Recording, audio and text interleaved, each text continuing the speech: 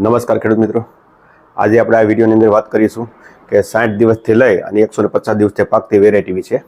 તો ખેડૂત મિત્રો, અત્યારે શેનું વાવેતર કરી શકાય? કારણ કે ઘણા ખેડૂત મિત્રોને કોમેન્ટ હોય છે કે ભાઈ અમારે તુવેર નથી વાવી, એરંડા નથી વાવવા, તો બીજું શું વાવી શકીએ? તો ખાસ આપણે ખેડૂત મિત્રો આજે ટૂંકી મુદત અને લાંબી મુદત બંનેની વાત કરીશું અને કયો બીજો તુવેર એરંડા સિવાય બીજો પાક વાવી શકાય. કારણ કે આપણે ઓલરેડી તુવેરનો તો આપણે વિડીયો મૂક્યો હતો કઈ રીતનું વાવેતર કરવું જોઈએ. તો આજે કીધું આપણે બીજી વેરાયટીનો પણ વિડીયો મૂકવી, જેથી કરીને ખેડૂતને ખ્યાલ આવે કે આપણે હવે શેનું વાવેતર કરવું જોઈએ. તો ખેડૂત મિત્રો, એક તો અત્યારે આપણે જો કોઈ પણ વાવેતર કરવું હોય તો આજે તારીખ છે 10 સપ્ટેમ્બર અને હવે 5-7 દિવસમાં તમારે જે પણ વાવેતર કરવું હોય તો એની વાત કરીએ તો એક તો જો મફતનો પાક વાવવું હોય તો તમારે એક તલ વાવી શકાય. કારણ કે તલ એવું વસ્તુ છે, તમારે અત્યારે જો કેરા બાંધેલા તૈયાર હોય આપણે 39 નંબર મગફળી, તો ખાલી તલ આપણે ઉડાડી દો અને પિયત આપી દો એટલે તલ ઉગી જતા હોય છે. બીજું કે એના પાકવાના દિવસો આપણે ગણવીએ તો 80 થી લઈ અને 90 દિવસની અંદર પરિપક્વ થઈ જતી હોય છે તલ. અને તલમાં આપણે બિયારણની વાત કરીએ તો અત્યારે આપણે ખેડૂત મિત્રો 700 ગ્રામની આજુબાજુ આપણે બીજ દર રાખવો જોઈએ. અને બિયારણ એટલે કે કયું વાવવું જોઈએ તો અત્યારે સૌથી બેસ્ટ અત્યારે ફૂલે બુલબુલ તલ આવે છે, એ પણ આપણે અત્યારે વાવી શકીએ. ત્યાર પછી આપણે વાત કરીએ ખેડૂત મિત્રો તો એક છે ઈથીને ટૂંકું, એટલે કે 60 થી 70 દિવસની અંદર પાકી જાય એવો પાક જો તમારે વાવવું હોય તો તમે મગનું પણ વાવેતર કરી શકો.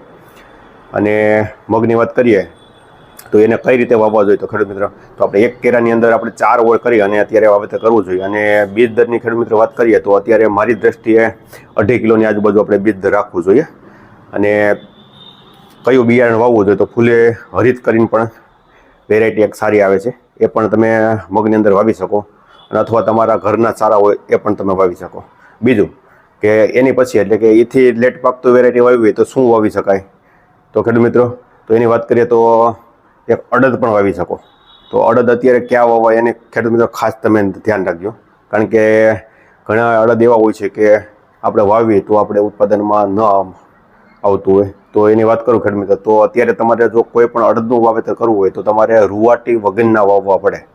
રૂવાટીવાળા વાવો તો આપણે શું થાય ખેડૂત મિત્રો, જ્યારે પાકવાનો સમય હોય ને ત્યારે અમે સવારમાં મેઘરો એટલે કે ઝાકળ આવવાનો પીરિયડ હોય ત્યારે આ અડદ પાકતા હોય છે. કારણ કે અડદ તમારે ગણો ને તો અત્યારે તમે વાવેતર કરો ને એટલે 10 જાન્યુઆરી એટલે ખેરની આજુબાજુ અડદ તમારે પાકે. એટલે તમને ખ્યાલ હોય કે ખેરની આજુબાજુ ઝાકળનું પ્રમાણ બહુ હોય તો જે રૂવાટીવાળા વાવો ને એ બાબડી જતા હોય એટલે કે ફૂગ લાગી જતી હોય છે. તો એવા અડદ મારી દ્રષ્ટિએ ન હોવાય. અને અમારા જો કે ફૂલે શ્યામ કરીને અડદ આવે છે પણ એ રૂવાટીવાળા, એટલે હું તમને અમારા છે છતાં હું તમને ના પડતું અત્યારે એ અડદ ન હોવાય. એ ઉનાળા માટે બેસ્ટ વેરાયટી છે. તમારે ઉનાળા વાવેતર કરવું હોય તો સારામાં સારી વેરાયટી છે, પણ અત્યારે વાવવા હોય તો તમારે T9 વાવવા પડે, એટલે કે રૂવાટી વગરના જે અડદ આવે એ વાવવા જોઈએ.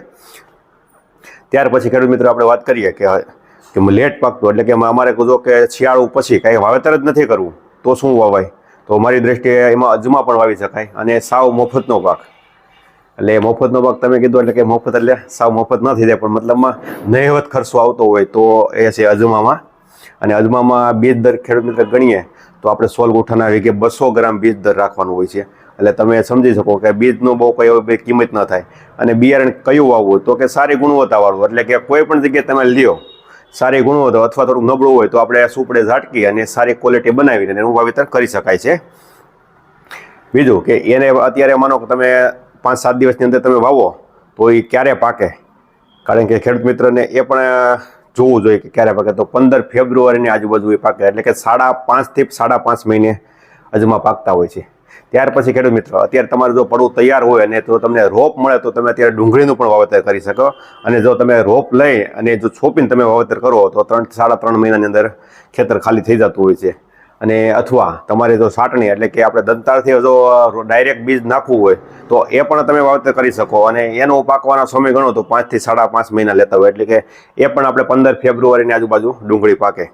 તો ઘણા ખેડૂત મિત્રોની કોમેન્ટ હતી કે ભાઈ આપણે કયું વાવેતર કર્યું તો કેટલા દિવસે પાકે, અને અત્યારે કયું વાવેતર કર્યું તો મારી દ્રષ્ટિએ આ 5નું વાવેતર કરી શકાય છે.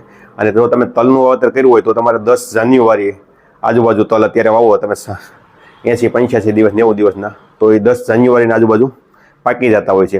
એટલે 5 દિવસ આગળ પાછળ થતા હોય છે. કારણ કે તમે વાવવાના, મેં આજે વિડીયો મૂક્યો હોય, તમે વાવવાના 5-10 દિવસ પછી વાવવાના હોય એટલે એક અંદાજિત આપણે આંકડો આપતા હોય છે કે 80 થી 85 દિવસે પાકે. પણ તમે જ્યારથી વાવ્યો હોય ત્યારથી તમારે દિવસો ગણી લેવા જોઈએ. અને જેમ આપણે મગની વાત કરીએ તો મગનું આપણે જો તમારે 5-7 દિવસમાં વવાઈ જાય તો 10 ડિસેમ્બરે તમારે મગ નીકળી જાય, એટલે કે તમારે શિયાળુ પાક લેવો જ છે તો મગ પણ વાવી શકો, તો તમારે પાછું શિયાળુ પાક થઈ જાય. અને તલ અને અડદનું તમે જો વાવેતર કર્યું હોય તો તમારે મગફળીનું વાવેતર કરવું હોય ઉનાળુ અથવા તલનું વાવેતર કરવું એ પણ થઈ શકે.